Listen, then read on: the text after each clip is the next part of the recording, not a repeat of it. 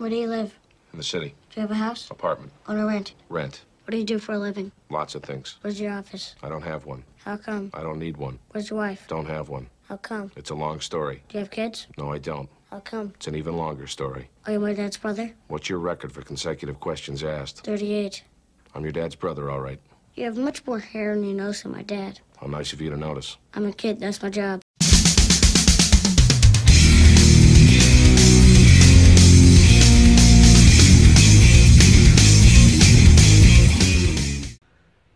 Hey guys, welcome to a new feature on the YouTube site called Askbaksteen. That's for those of you who don't know, that's my nickname throughout my career. People call me that. Otherwise, you can just call me Brenden. Everybody else does anyway. But yeah, so we're here and we're going to be answering some of the questions that you've sent on Twitter overnight. Be interesting to see some of them. So let me get straight into it. Okay, so the first question comes from at Frank from Cape Town. Francis Vasso, I see is his name. A long time follower on Twitter. Good to hear from you, mate. Are Rugby World Cups overrated? What's the point in making so many sacrifices for a month-long tournament if you're only going to be rubbish for the 4 years in between anyway? Talk Rugby World Cup, 69 months in advance, not 18. Well, I think, first of all, I think it's a good question, but the problem is, I think everybody strives to that, and any modern coach will tell you that teams work in cycles, and cycle is usually a 4-year cycle. Guys work up, bring a guy through first year, and play him probably like Rossi's hoped to do now, and then play him through, and then by 4 years he's got 50-odd tests and is probably the best in the top in his game. And I think that's what they want. That's the ideal situation. Ideal situation is to build a team up and up and up and up, and hopefully get to the top and peak in the World Cup. Of course, there's several things that happen.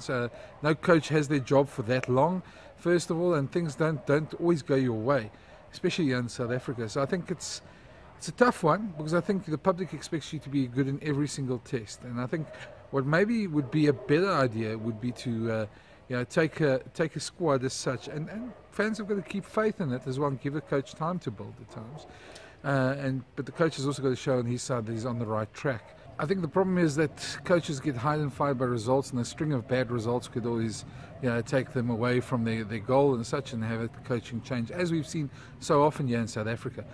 But saying that, ideally it's a 4-year cycle, and ideally you build a squad up, and not just a team, a squad of 30-odd players that you can interchange, like the All Blacks have done, that you can play a second team if you want to, and you still have the same results. So that's the ideal situation. The problem you're going to have, of course, is that every team wants that holy grail. They want that picture of them lifting the World Cup.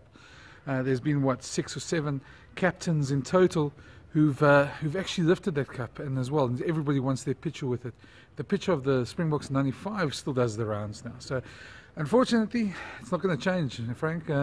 I agree with you. Teams must be more consistent. We hopefully have all those results throughout the year, and not just in the World Cup as such. But I think in any cycle of rugby, you need to peak at the World Cup. Next question comes from at Magician SA, who says, on a one-on-one player versus player, which team has an advantage? Geez, it's a difficult one. I think I don't like comparing teams like that, because rugby's a team game, not individuals. Individuals are game breakers, and both teams have their game breakers. But to be honest, one-on-one, I don't think you really can compare them. I think England probably has an advantage in terms that they've been more cohesive, played together more, and really should be more of a unit against the Boks, and I think that's the biggest difference between the two teams. Of course, the Boks are at home, so that should negate that a little bit. But I think the biggest thing is England are a unit and they play together. Next question comes from at Jerome B 1987. It says, if you could choose only 3 things to turn Bok rugby around, what would they be? Sure, that's quite interesting. It's a lot deeper than the normal questions I get. I think the first thing would be that everybody works towards Springbok rugby, that you put the Springboks first, that you put your personal interests aside and your own provincial interests aside, and you work for Springbok rugby. I think that would be the one thing. I think patience would probably be the second thing that Bok fans obviously don't have. Well, most fans don't have, really, to be very honest. I think patience with situations, with coaches, with structures and that. And I think once those two work together, when you put the Bok, everything for the Bok camp first, and you put patience and structures together, then things will start moving forward. And then I think the third thing is maybe I wish, if this was a wish list, I wish we'd have a stronger rand so we can keep a lot of our players in South Africa, but that's a big wish and it's not going to happen. So I hope that answers your question. I hope that helps.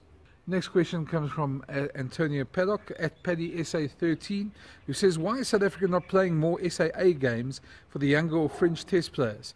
Second, why is England being overhyped? They're pretty ordinary, to be frank. Okay, well, two questions there. I think the first one's pretty easy. I think it comes down to cost. Unfortunately, we said at the tip of Africa, playing anybody in rugby takes quite a trip, first of all. So we usually need teams to tour. And then the last year they played the French Barbarians, and that helped England A before that.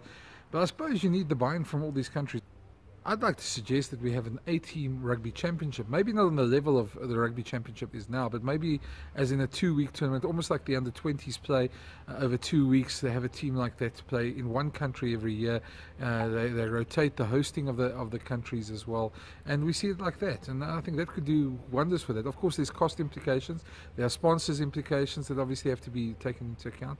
And we're dealing with a hell of a full rugby calendar at the moment. So I don't know how many clubs are going to be or provinces or franchises are going to be very happy with that idea as well.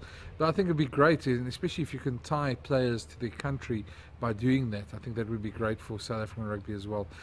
As I say, I'm not sure how far that idea will go. Now, second question, is England being overhyped? I think it's difficult. I think we don't know really what the box to expect. And I think England bring a measure of hype no matter where they play, no matter what they do. Yeah, to be honest, Eddie Jones is that type of guy. He enjoys the verbal sparring, and we've seen that with the club owners over the last couple of days as well. I think the easiest way to answer your question would be the following, is to say that if the Springboks are on song, they shouldn't have a problem beating England in this test series. But the problem is we haven't always been at our best as well. And England are well organised, they're well funded, they've got everything in place, they've got the best coaches from around the world, they bring in the best specialists, etc. So they've got everything in their favour, and while while the Springboks generally would have an advantage physically up front, and I think times our tactics and our game plan has let us down over the years. So I think that's the biggest problem for us. Next question from us comes from Henk at Prof Henk. Where do you think our strength and weaknesses lies in the Bok team? And the second question, do you think Coach Rassie, it's not his email, it's not his Twitter by the way, will start experimenting right away with totally new Bok team or certain positions? Okay, the first question is, I think strengths and weaknesses in the Bok teams. I think our strength is, in this test series, we're at home. That's the first thing that's our strength. I think we've got a bunch of players who are very talented, and they need to just be moulded into the right way. And if they believe in the game plan, this is a big thing for me. They believe in the way they're going to play, they'll play well. And if you've got the right guys in the right positions. I think the one thing is we've got a lot of exciting young talent, and guys, our wingers, for instance, Apiu Dianti, Spoonie Corsi, Makazole Mapimpi, all these guys, Travis Ishmael, some really exciting young talents. And I think if we use them correctly, we'll do well. I think the weaknesses the Boks have, new coach, lots of expectations, lots of pressure on the coach, and the team hasn't played together. They haven't gelled. They haven't been able to get into a rhythm. I think we haven't been able to get a momentum with the Bok team and get sort of just consistency. And I think that's the biggest problem. There's a new coach, new expectations. If Rassie loses the first test, there's going to be a howls of anger, and people are going to be looking for answers. And so I think that's the problem. We need consistency. We need a team to build. We need to show that we're taking a step forward. As to your second question, Henk, I think Rassie didn't really have much of a choice against Wales.